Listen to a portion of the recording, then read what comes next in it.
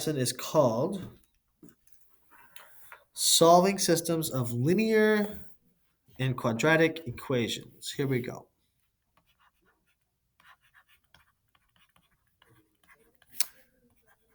Today is Monday, November 8th.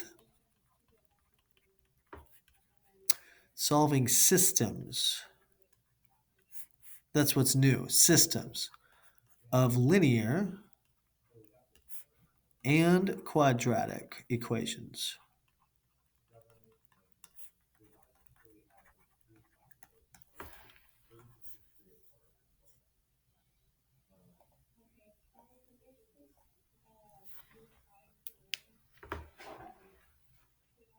Okay, so what does this mean? What is systems? What are systems of equations? So hopefully you remember that phrase. Maybe you don't remember how to solve them, but we should have seen that phrase before whenever you did Math 1. Systems of equations basically means we have two equations at the same time, two functions at the same time.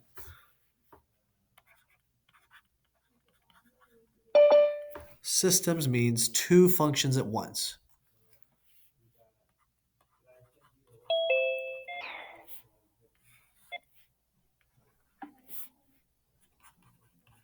Two or more. So technically it's like two equations or three equations or four equations or 100 equations. But for us, we're just going to be dealing with two at a time.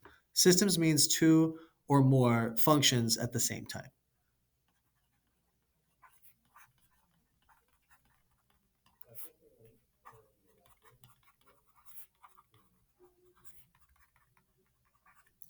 Okay. Um, Now remember, quadratic equations and linear equations are different. Quadratics, what we've been working with basically this whole semester, look like this. When you graph them, they make a parabola shape, kind of a U bowl shape, right?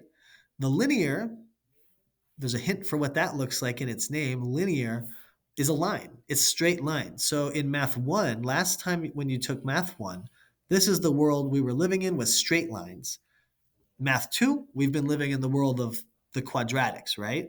So what we're kind of doing in this lesson is just throwing these two ideas together, mixing them together and saying, where are the 2 points when you have a straight line and a parabola and they cross?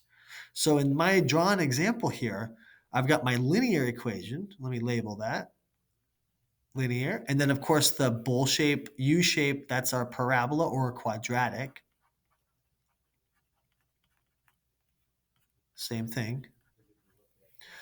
And you see the two little locations where it's crossing, right? Now, I don't have it on an actual graph for this example, but if it were on an actual graph, right here and right here, that's what I mean by crossing. So we want to identify where the two functions are crossing over each other.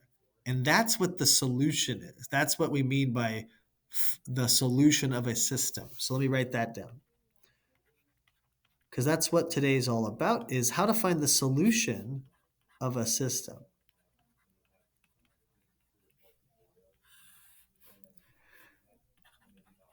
It's the points or the coordinates, right? Coordinates, points, the points where the two functions cross.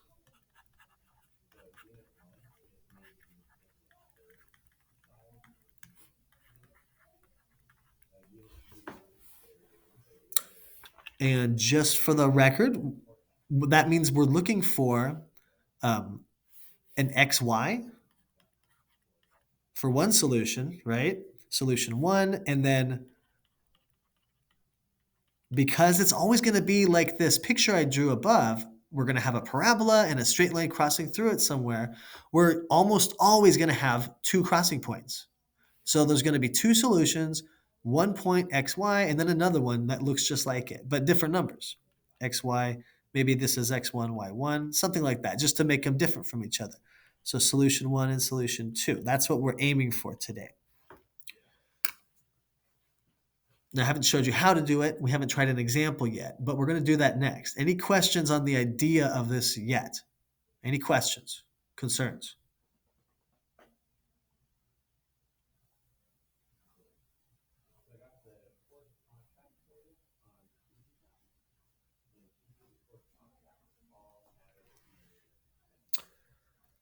Okay.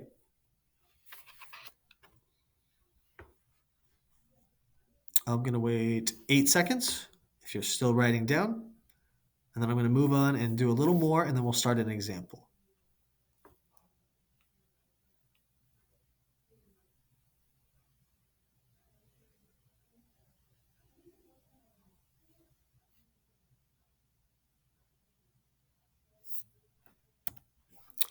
Okay, so here's our 4 steps that we can use to solve a system of linear equations. To find solutions, right? Because there's going to be 2 points each time. If you only find 1 point, you're not done with the problem. You've only found half the answer. 4 steps to find the solutions of a linear quadratic system. Linear straight line, quadratic is our U shape system, meaning we've got 2 equations. Okay, that's a mouthful, I know. 4 steps to find solutions of linear quadratic system. So, step 1, we're setting the 2 equations equal to each other. Set the equations equal to each other.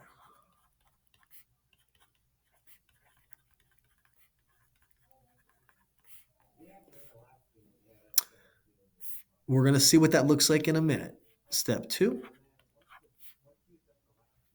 we have to solve for 0 on one side. And that's not really new. We've been doing that this whole unit when we want to find the solutions of where a parabola crosses the x-axis. So what are we saying? It's solve for 0 on one side. We want it to be like this: ax squared plus bx plus c equals 0. Just like we've been already doing. So it's not really new. It's just we have to remember to do it.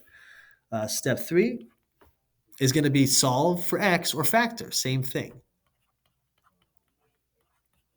Solve for x, which means for us we're factoring, or we're using the quadratic formula to find those solutions for x. Factor like normal. And a 4th step, our last part, is when we find our 2 solutions. I'm going to draw another picture. Here's our possible parabola, right? That we have in our system, and then here's our possible straight line. Now, every picture that we work with might be a little different, but it's always going to be like this, where we've got our parabola and a straight line crossing through. So when we have our solutions at the end, the x equals numbers, that's the x portions of where the 2 lines are crossing. So the x equal some numbers, right? Some value will be there. Solutions are the x values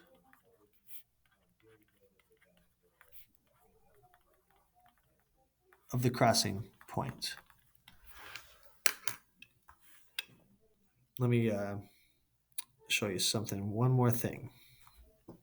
So I'm going to make this like a quick little side example, even though I haven't given you any equations yet. This is just our steps. But in our picture, we see the crossing points right here and right here. So let's say that we did actually solve a real system of linear and quadratics. Like we did an example and we get to the end and we get maybe this. X is 1 and we got x is 6.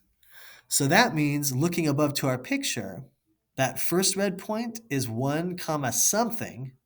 We don't know the y yet. And the second one is 6 comma something, right? Those are the x values of those points, 6 comma something. So how do we find the y's? We're going to, maybe my 4 steps should have been 5. Because to find, let me add this on in the corner. To find y values, we plug in our x's into the original equation. I'll say x solutions because we're going to solve those like normal and get two numbers like x is 1 and x is 6. We're going to plug those back into the original, and that will give us our y.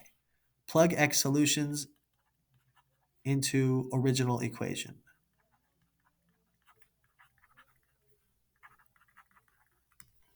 And finally, we'll be done. So these are our steps, 4.5 steps to find the solutions of linear quadratic systems.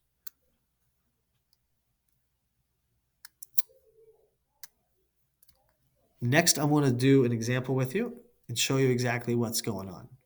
Any questions on this before we start that example?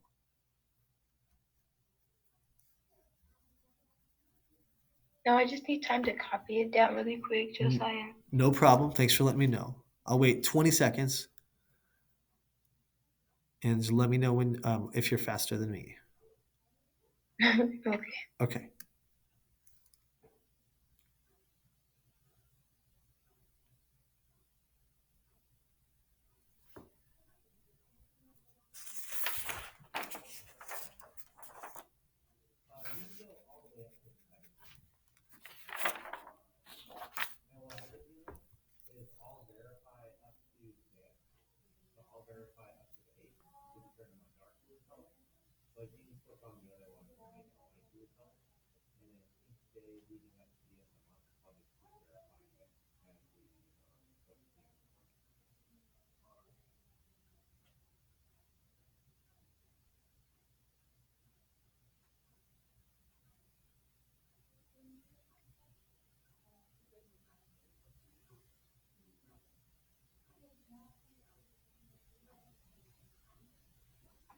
Okay, I'm done, Josiah. Okay. Thanks, Lasia. Thank you. Yeah, of course. Of course. All right. If no one else needs more time, let's start an example. Okay. So example 1. Let's say we were given a straight line equation and a quadratic.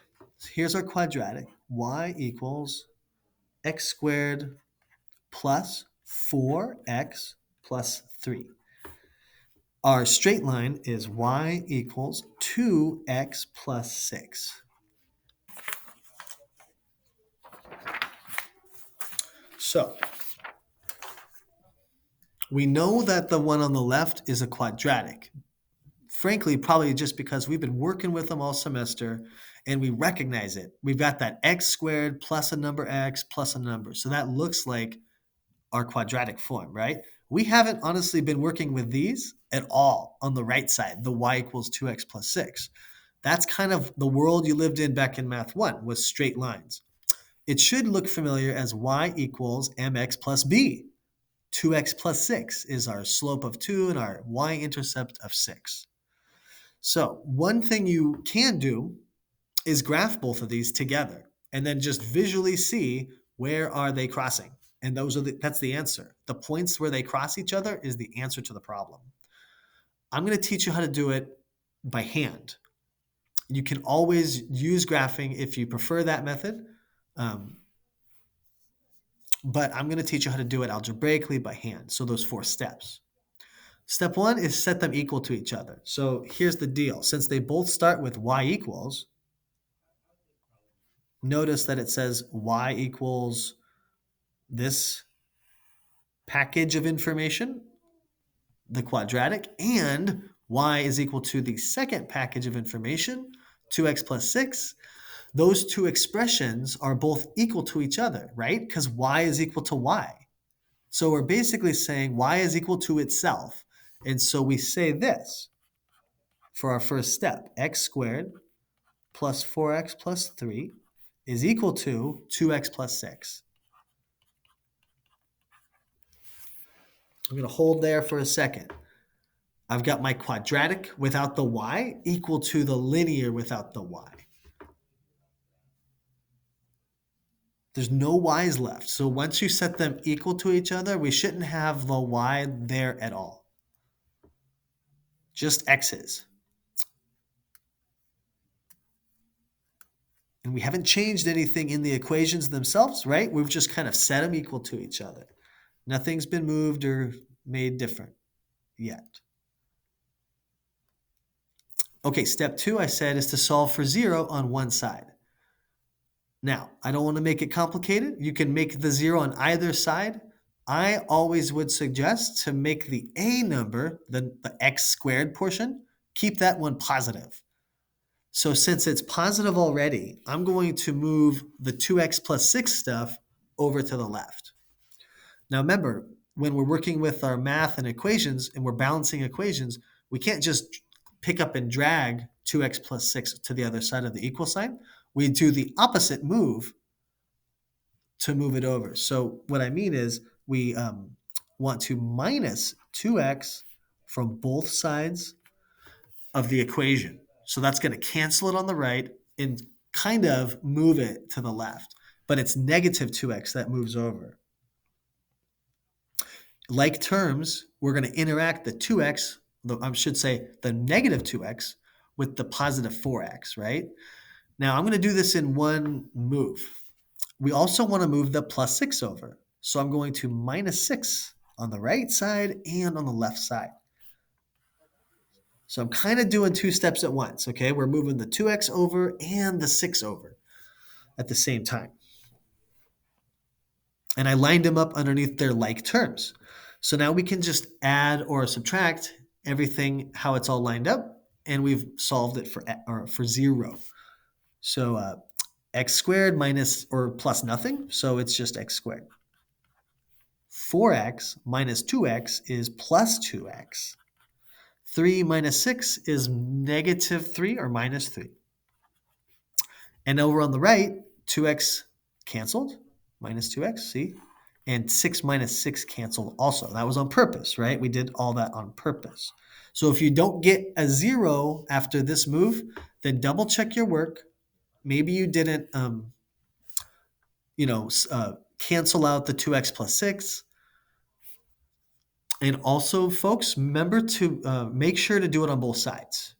If you don't subtract the 2x and the minus 6 on the left, then you're not treating the equation equally. Okay, so we've got this expression now. X squared plus 2x minus 3 equals 0. So it still looks like a quadratic, right? And kind of, we've gotten rid of the linear altogether. We didn't really get rid of it. We've blended it in with the original quadratic. We've blended the two together to make this new quadratic below. At this point, all we want to do is solve it for x. And we've learned like 3 different approaches to do that this unit. Try to set it up as a square root where you just take the square root on left and right. That was the first lesson. Lesson 2 was, I guess, more factoring. And then lesson 3 was the quadratic equation. So I'm going to try to just do this with normal factoring. And if that doesn't work, we can use the quadratic formula that we did on last Thursday. So I basically want to find out, this, x plus or minus some number times x plus or minus some number. That's what we're doing right now, is trying to factor this and solve it for those solutions of x. I'm going to make a note. This is what we want right here. So how do we start this? Do your lists. We want the numbers that multiply to negative 3, and they have to add together to make a positive 2 in the middle. So 3 times 1 makes a 3, right? 3 times 1 would work. It's got to be negative, so that means it'd be negative 3 or a negative 1 when we multiply them. If we make it positive 3, negative 1, then they multiply to negative 3 and they add together to make our 2x. So I'm going to do my split up right now. I said positive 3, so remember it's 3x, and then negative the other number, negative 1x minus 3 equals 0. Now, I didn't show making the list.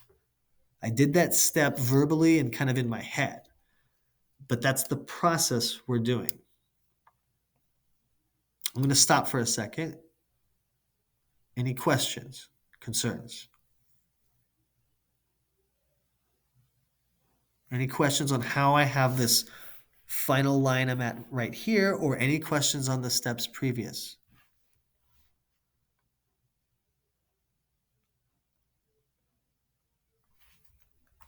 Just a little bit, just like you go over exactly how you got 1x Good. or negative 1x. Totally. Yeah. Okay. In green on the right side. So back here, when we just did our like, we set the two equations equal, not too bad. Then we solved for zero, where I put the green arrow.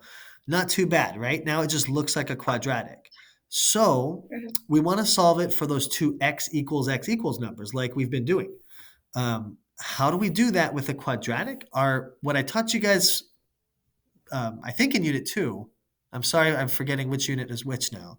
But anyways, we've been factoring, and how do we do that factoring process? Is making our lists. So I look at my here. Let me write it in green. We've got x squared plus 2x minus 3 equals 0. A is 1, B is positive 2, and then C is that negative 3. So when we make the lists, quote unquote, we're looking at A times C. That's 1 times negative 3, negative 3. So the list of numbers that multiplies to negative 3, and they have to add to a positive 2. So then I'm like, okay, 1 times 3. And because it's such a small number, we're actually done already with our list, right? It's not a big list. But when there's a negative involved, then we know that one of those numbers is negative. So either the 1 or the 3. So I set them up both ways to find the positive 2 through adding. So 1 minus 3 or negative 1 plus 3 are two different options, right? It can be either one of those. When they multiply, they make a negative 3. I check them both. This one's negative 2. This one gives me the positive 2. So that means negative 1, that's where the negative 1 came from, and then the positive 3. So I got the negative 1 and the positive 3x from making a list and splitting up our 2x into this new plus 3x minus 1x. Okay, I get it. Is that okay, Leisure? Yeah, Okay. thank you, Josiah. Yeah, totally. I wasn't trying to cheat. I was trying to model how I'm going through it in my mind when I'm trying to factor these things. Because it was a small number like 3, it's easier to do Mhm. that. If it was a huger number like 76, I would definitely make my list on paper and work it out myself because I can't remember all those factors of 76. That's ridiculous, right? Yeah, But when it's a smaller number like 3 or 5 or 6 or 10 or something like that, or 20, it might be easier to do it in your head. So just practice trying that when it's a smaller C number like we did here. okay, Okay, any other questions right now? not for me. Anybody else? Please, let's talk about it. We're feeling okay on the factoring we just did. So we're continuing factoring. Remember, factoring is kind of a multi-part process in itself, and it's just one step in today's work.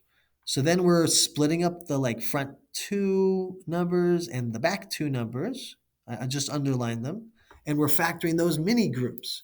We pull out the x from the first set and write in the parentheses what's left, x plus 3. And on the right, we're going to pull out what's common. Looks like it's going to be negative 1. So negative 1. And what's left, if I divided negative 1x, negative 3 by negative 1, each one of those is going to be positive. So x plus 3.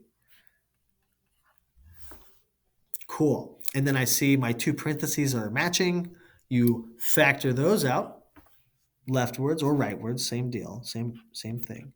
So here's my x plus 3, factor it out, and what's left over would be x minus 1.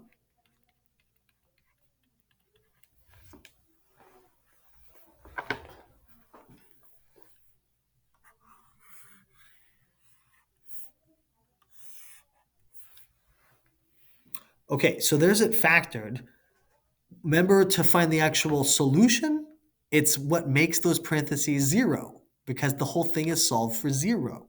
So that means my solutions are x equals -3 and x equals +1. It's the reverse of what it looks like inside those parentheses because we're making a zero, right? Um, Let me get that out of the way. We're making each of those parentheses a zero, and that's why they're flipped in their like signs. Okay, I'm going to go back to red here. So the two x solutions we've gotten so far is x is -3, x is +1. Circle those.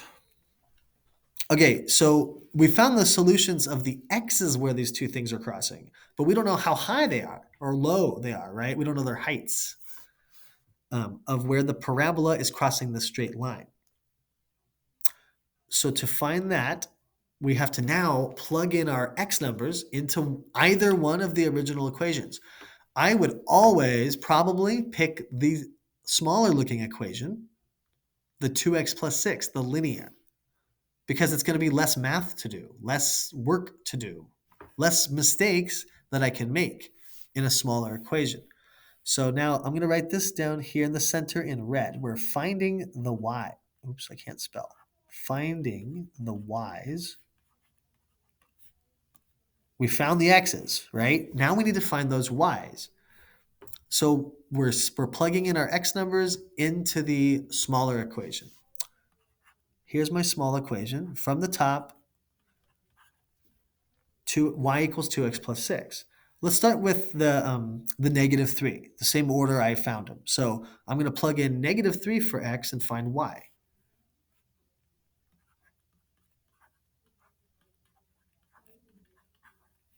2 times -3 is -6. Okay, -6 plus 6 is 0.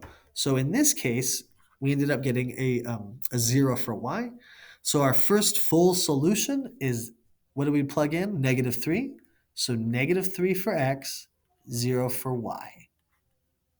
So let me write that out. Solution 1. First solution.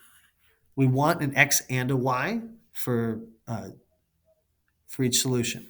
All right, so we got to do it again now, plugging in our 1. So y equals 2x plus 6, same beginning equation.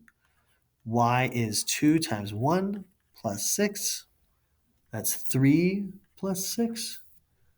And that's 9. Did I do something wrong? Oh, it's 8. I did something wrong. I did it earlier and I got a different answer. I thought, okay. 2 plus 6 is 8.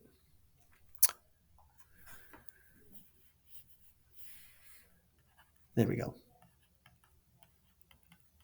Okay, so we plugged in a 1. We got out an 8. So my second solution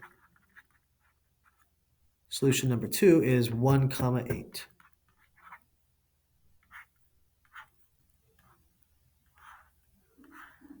Now, if you want to just graph these, that's all good. You can. I'm not going to tell you not to. It won't always be easy to graph them, though, if they have weird numbers. So in this case, it worked out just beautifully, right? The solutions are whole numbers. Those equations probably wouldn't have taken us too long to graph. You could always plug them into Desmos. That's pretty fast. But I also want you to know uh, how this is working in the math, and that's this algebraic way. Like it's like why it works. I want you to have this knowledge so you can use it. But you can also check your work with something like Desmos. It won't always be easy to tell if it's a weird numbers like decimals. Like these were all whole numbers to start with. If we had decimals to start with and we graphed them and we get weird decimal solutions, you're not going to be able to tell on a graph exactly where those are crossing. So on a test with me or later in life at college, you might get it wrong if you're just relying on graphing. When you do it this way, you're getting a precise answer, even if it's a decimal or a fraction answer. Anyways, That's our first example, and it's done. We've got two solutions, two different x's and y's.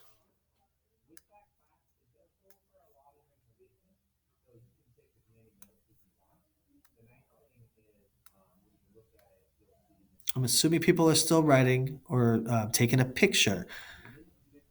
Keep doing that.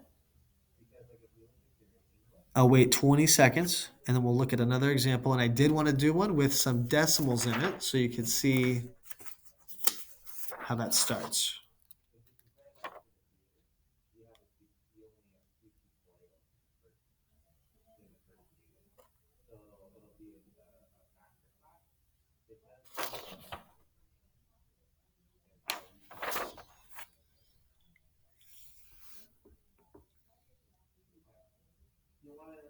So we're going to be factoring, right? Like most of the time we spent on this was factoring.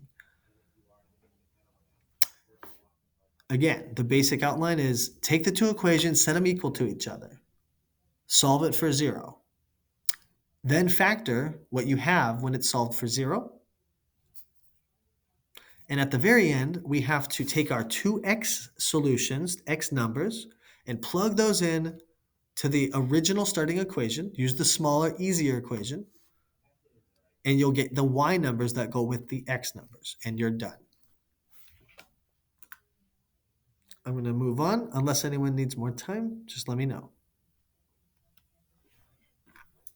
So here's example 2. And this is from our mastery test or the practice. I don't remember which. Quadratic is y equals negative 0.4x squared plus 3x. Our linear is y equals negative x plus 10.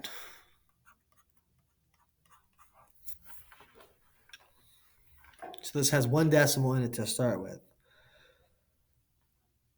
Step 1 is set the two equations equal to each other. Y equals this, y equals that. That means that the two x portions are equal to each other as well.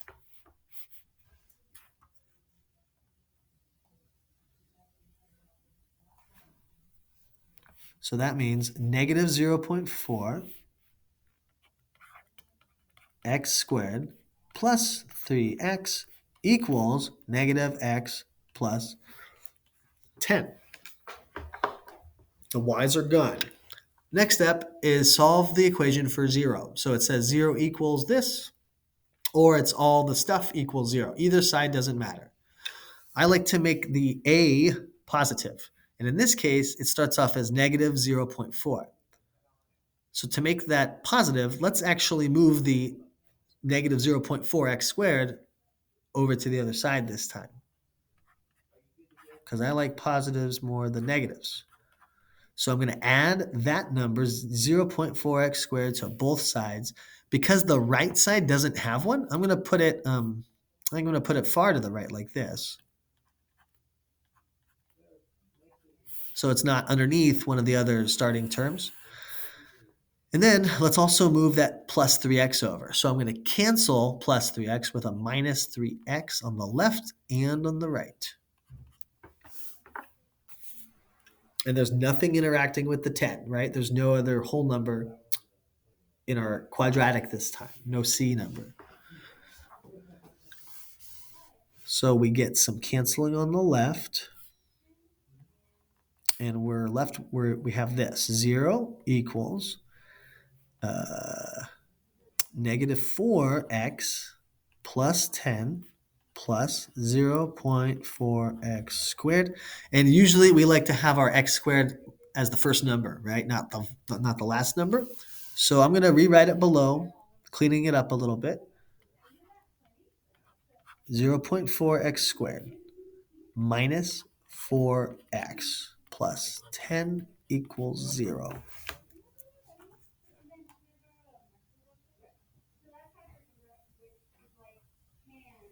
Okay.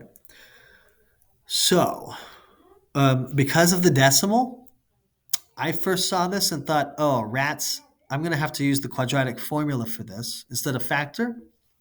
And that's totally legal, totally okay to do. You could start by locating A, B, and C and plugging them into the quadratic formula from Thursday. But I thought it would be good to try dividing everything by zero point 0.4 to begin with. Because if I can make that a 1 instead of a zero point 0.4, I could maybe factor this thing like normal instead of using the quadratic formula, because I think it's faster to do that way. So I did it anyways. I started by dividing everything by zero point 0.4, and actually this time it worked out. So what I'm doing is dividing left side and right side of the equation by the same number. And that's totally legal, right? We can do that all the time. That's how we solve equations. So I'm using that principle. And when we do that, zero point 0.4 over zero point 0.4 become a 1. So 1x squared, or cleaner, x squared, right? Negative 4 over zero point 0.4, try that in your calculators. That actually comes out to a negative 10, negative 10x. And then 10 divided by zero point 0.4 is 25. So we actually got pretty lucky in this instance. 0 divided by the number, that's just 0 still. So after all that kind of background work, now we're ready to do the factoring. And this looks pretty clean. A is 1, B is negative 10, C is 25. So you know what? Let's make our list like we did in the like I did in the last example. Let's just do the list to start with. We've got a 25 times 1, so we want to find numbers that multiply to 25 and add to negative 10. Okay, there's a negative here, folks. So that means that we've got negatives in our our combination. They multiply to a positive. So that means both numbers are either negative or both numbers are positive. Okay, where did my writer go?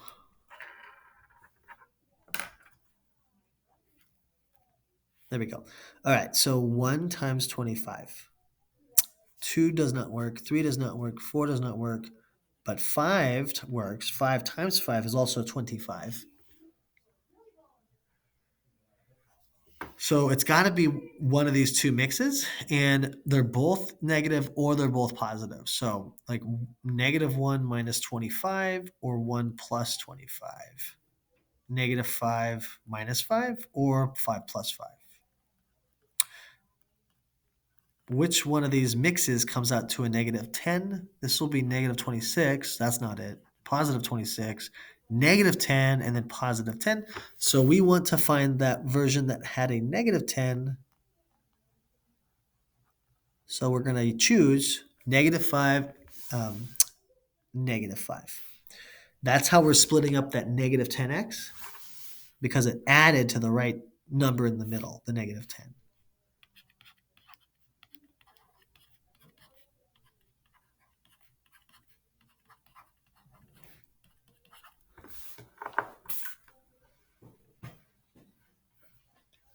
So I do my split up here.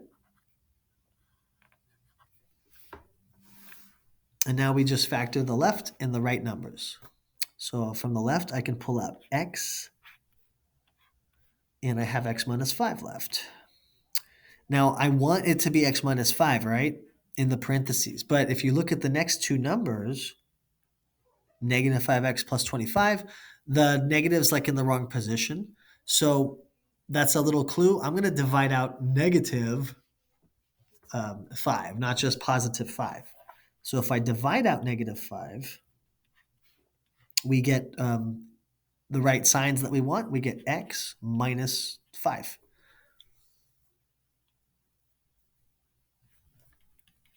All right, and then we pull out that, we factor that parentheses, and we get x minus 5. And in this case, it's a repeat of what's on left over, x minus 5. This was a perfect square. And I just didn't see that. I did the whole factoring process. It still works, and I get my correct answer. But essentially, we could have used the perfect square shortcut from previously in our class if I had noticed that. But I wanted you to see either way, whether you see it's a perfect square and factor it straight to this from the beginning, or if you do the list and factor it the old way, it'll still get you the answer. So in this case, we've got x equals 5, x equals 5 for our two solutions. And those are, remember, just the x numbers. So we've got to plug them in for x and find the y. Now this is a weird case because they're the same number, right? It's not like two different numbers. In color. So the truth is we don't have to plug it in twice, right? It's plugging in 5 once will be good enough. But you might be thinking, well, how come it's the same number? Let's find the y's. How do we do that? Plug in x for the easier equation. That's the y equals negative x plus 10.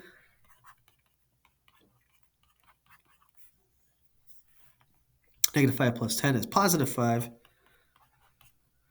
So our two solutions would be, oh, look at that. It's 5, 5, 5, 5. How dumb. I should have found a better example. Okay, 5 comma 5 is one solution, solution 1, the one I just found. And then I would be plugging in the second x number, which is also 5, and we get it again.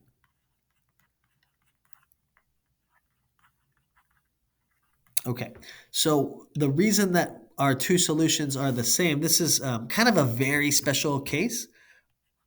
So if we were to graph this thing, it'll look something like this. The straight line is not crossing through in two places. It's actually grazing the bottom of the parabola. So it's touching in a single point right there, 5 comma 5. It's called a multiplicity. When we have the same solution, like twice like this, it means a multiplicity. So it means the parabola is like landing right on the line itself, and it's just touching at the very tip point of the parabola instead of crossing through twice.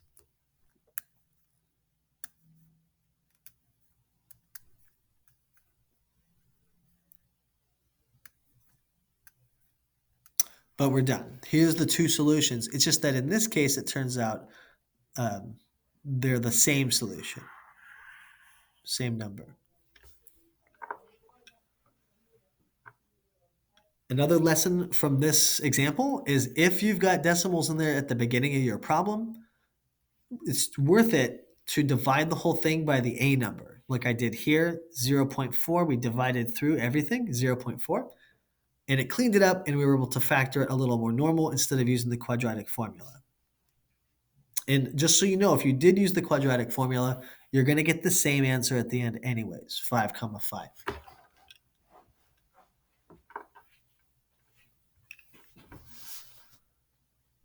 Okay. There's one word problem I saw in the mastery test I thought it'd be good to do together. And since we've only got about 10 minutes left anyways, I'm going to go ahead and do that word problem now.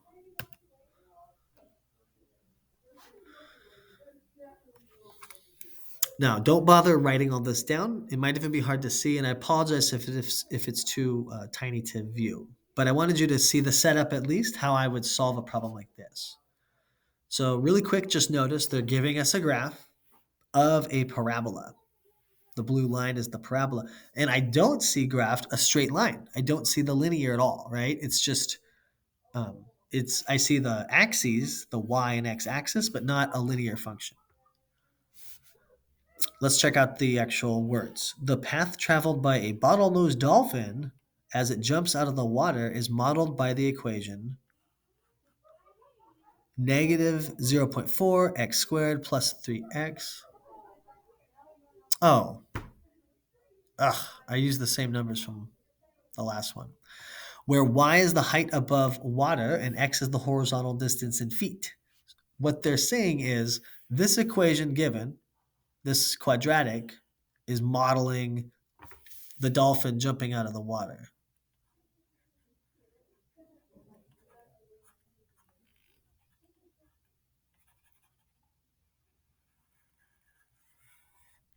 That's a nice dolphin, Josiah. Thank you. Shark, dolphin. And anyways, there's his height and how his distance basically over a period of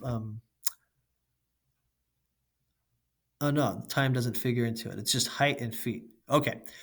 Um, and then they give us another one. If a beam of light is shown upwards at an angle modeled by this new equation, which is a linear, notice that there's no x squared. So there's someone shining a flashlight,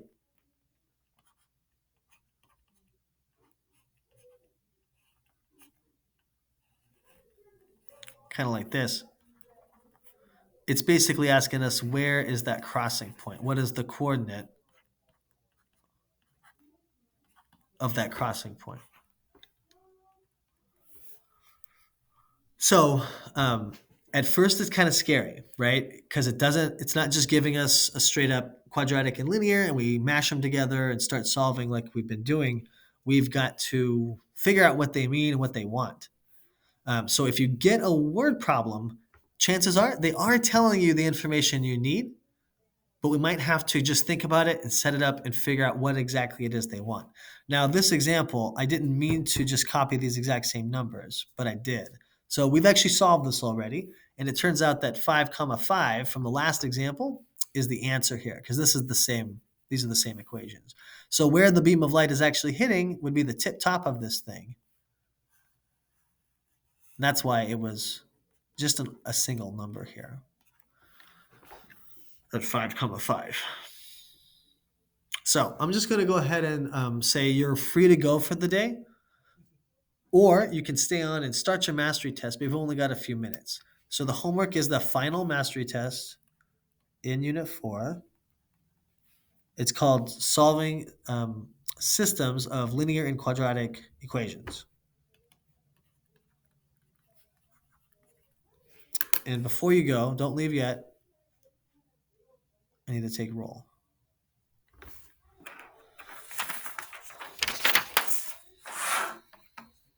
Manaya, Leja, Aaron, Delaney, Keegan, Maria, and Braden. Are you here? Braden's here. Yeah, I'm here. Awesome. Good. All right. Oh, you know what? Here, since you haven't left yet, let me show you one more from the mastery test. I got confused. This is the one I wanted to show you extra.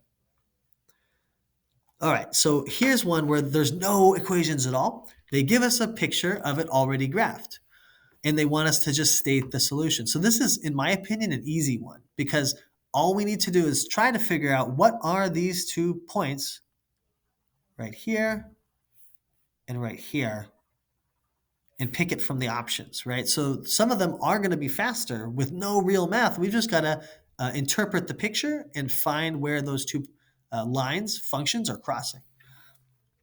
And they didn't label all the units, did they? But it looks like each block is 1 based on the fact that they labeled these 5s where they did. So that's 1, 2, 3, 4, 5. So where is the lower of the 2 point? I'll mark that here with it. We need to figure that out. It looks like it's left 1 and then down nope, I'm sorry, left 2. Left 2, down 2. I'm looking at the point and then I'm looking over to the rulers to see how left is it, how down is it. So it's down 2, down 2. So it looks like I've already found the only answer that has that. But real quick, let's just double check the second point as well. So here's the next higher solution. Okay, so I look down to the x ruler and it's at the 1. So it's 1 comma 4. Looking over to the y ruler is at 4, so that's my answer. So the 2 solutions are -2, -2, and 1 comma 4. So this would be like an easier problem. The harder ones are going to be the ones I showed you to start with, where we are given 2 equations and we've got to solve them algebraically to find the 2 solutions.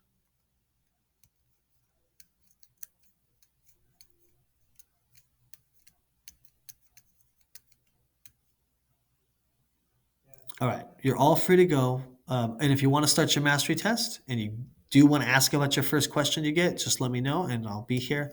Otherwise, I'll see you tomorrow and we're going to review Unit 4 together. Okay, have a good day. Have a good day, Braden. Great. Bye. Thank Bye, you. Have a Aaron. good day. Bye, Leisure. We can leave. You can leave. You're good.